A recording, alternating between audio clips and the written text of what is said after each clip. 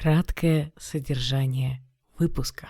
Как мы себя сами делаем уставшими. Съешь что-нибудь глюкозное, подыши в форточку и будешь энергичным. Есть я и есть некий образ, который не я, а прям больше, сильно больше. Естественно, если я так делаю день за днем, то буду уставать. Привет, я Аня, психолог, и я хочу с вами поговорить про вашу усталость. С разных сторон на усталость смотрят по-разному. Вам наверняка встречались в поиске или вообще где-нибудь такие идеи, что усталость – это просто недостаток энергии, а энергию с точки зрения медицины, с точки зрения физиологии у нас вырабатывают две вещи – глюкоза и кислород. То есть съешь что-нибудь глюкозное, подыши в форточку и будешь энергичным, не будет твоей усталости. С другой стороны, есть физиология труда и отдыха, учебы и отдыха. И в ней есть идея о том, что на самом деле мы недополучаем трех вещей. Первое – это перерывов, то есть отвлечение от какой-то основной деятельности. Раньше это была простая физическая деятельность, это был труд. Либо потом умственная деятельность. В конторе человек сидел и что-то делал. И мы вместо этого, в общем, не отвлекаемся, а делаем практически то же самое. То есть работали в компьютере, развлекаемся в компьютере. И три вещи не хватает человеку для восстановления и избавления от усталости. Это сон, это активность и это одиночество. Мы очень отвыкли от того, что можно быть одному. Мы все время на связи, в соцсетях и так далее. Но это были подходы с точки зрения медицины, физиологии.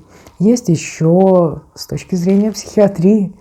Например, можно через международный классификатор болезней посмотреть на такую вещь, как синдром хронической усталости. Там он тоже достаточно подробно описан. Генез его неизвестен, но есть некоторые факторы риска, то есть кто чаще этим заболевает. Если отмести вопрос энергичности как болезни, то есть МКБ – международный классификатор болезней, то есть мы говорим про болезнь, если вы не болеете. Если отмести вопросы банальной физиологии, я бы с вами хотела поговорить об усталости немножко с другой точки зрения. Фактически я хочу вам рассказать про объектные отношения и усталость. Как мы себя сами делаем уставшими. Ради чего? Каким способом? Вот чего я надумала. С точки зрения отношений, если я устаю, то я пытаюсь взять планку выше, чем для меня естественно. То есть есть некая моя норма, там, 1 дело за день, 5 дел за день. А я пытаюсь ухватить гораздо больше. Вопрос, зачем и почему я это делаю? Каким таким образом я в какой-то момент, я что, совсем куку в этот момент, решаю, что у меня потребность воплотиться в этом мире в разных делах не x единиц, а 2x, 3x, и я обязана этому великому счастью соответствовать. То есть я придумываю себе такой образ, который не равноценен мне, не равнозначен мне. То есть я и есть некий образ, который не я, а прям больше, сильно больше. Естественно, если я так делаю день за днем, то буду уставать. И вы, возможно, делаете примерно такую же штуку. То есть гоняетесь за каким-то таким образом, которому сами не можете соответствовать. Давайте срочно смотреть, как это вообще происходит. То есть это я показываю как бы крышечку, самую поверхность. То есть вы пытаетесь изобразить того, кем вы не являетесь. Естественно, чат приуныл, то есть устаете на ровном месте. Я думаю, что можно раскинуть это на несколько периодов развития ребенка. Давайте посмотрим. Если мы говорим про младенчество, то это вопрос слияния. То есть я не распознаю себя, я думаю, что я больше, мне больше надо, я должен или должна больше успеть.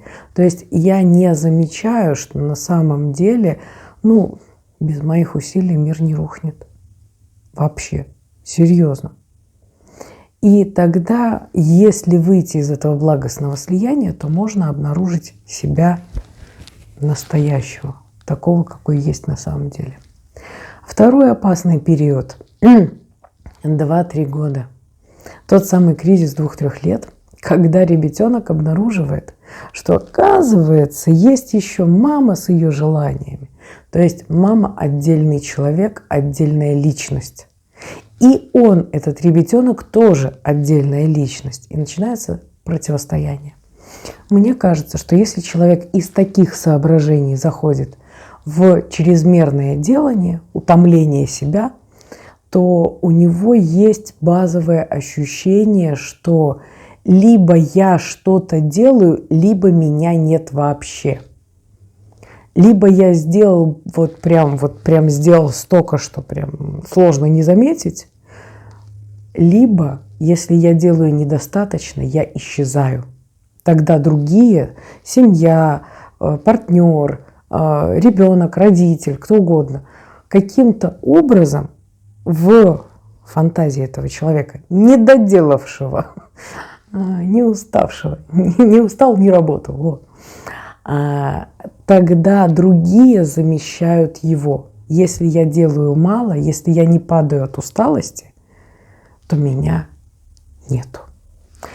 Следующий важный период, 4-5 лет, начинается конкуренция, начинается возраст фантазий и одновременно возраст, когда хочется соблазнить своего родителя. «Мама, я на тебе женюсь. Папа, я выйду за тебя замуж». И тогда, если у человека именно в этом периоде основной затык, то он будет это воплощать в том числе и через деятельность. Смотри, я такая клевая, я лучше, чем мама. Смотри, я такой мужик, прям больше мужик, чем папа.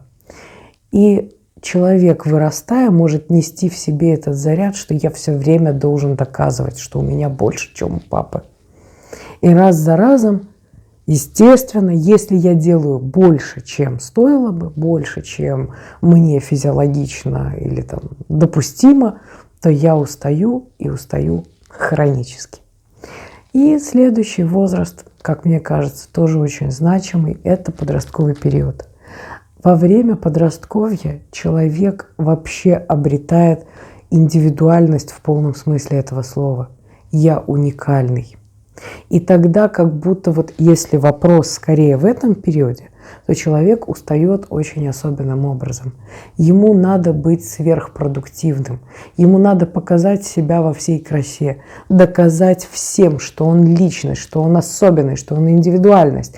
Больше всего, больше статей, видео, больше конференций, больше проектов, больше крутых проектов, больше ответственности. И как будто если от этого отойти, то есть как-то чуть-чуть подуспокоиться, признать, что пора отъесться, отоспаться, переключиться, сказать близким, чтобы они отвалили, то если так сделать, то вся индивидуальность и личность пропадет.